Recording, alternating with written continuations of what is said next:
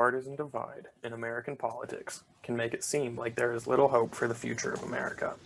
But the divide is not new, and it is not something that cannot be moved fast. Dr. Amy Friesenhahn said that the rise of media choice and social media has driven people to polarize politically. We're all just used to like scrolling through social media. We're not necessarily thinking every time we're looking at what we see in our feed, is this true? I'm going to look this up. We're just thinking like, oh, that makes me mad, or oh, I like that, so I'm going to react in a certain way. This leads to political mudslinging, which can damage the way young voters look at politics. It's so discouraging, even from, from both sides of the aisle, just to see people be dragged through the mud because of, their political affiliation.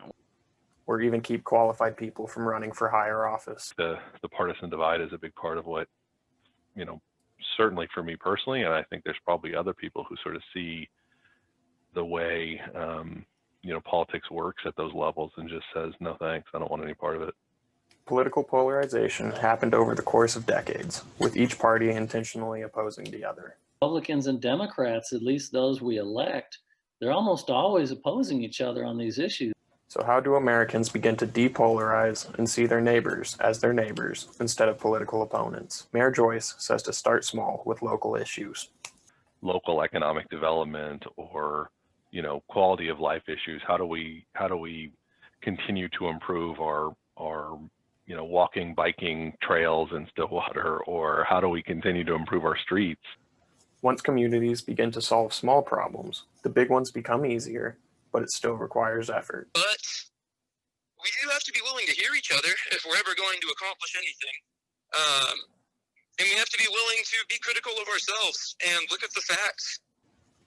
Breaking echo chambers can be challenging, but it is an important thing to do. I think that something that's important to think about is just reflecting on these questions. Do you have friends that vote differently from you, or do you have family members that vote differently from you? And are you able to have some civil discourse with these people? When the echo chamber is broken, it becomes easier to see people we once considered rivals as neighbors. If you say mean things about nice people, then mean people show up.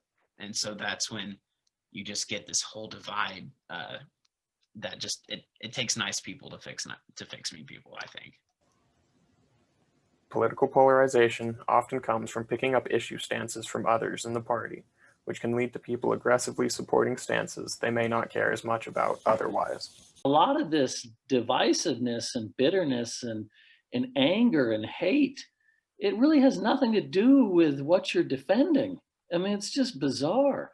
And so you've got these people who don't like the other party and vice versa, and they're not even sure why anymore.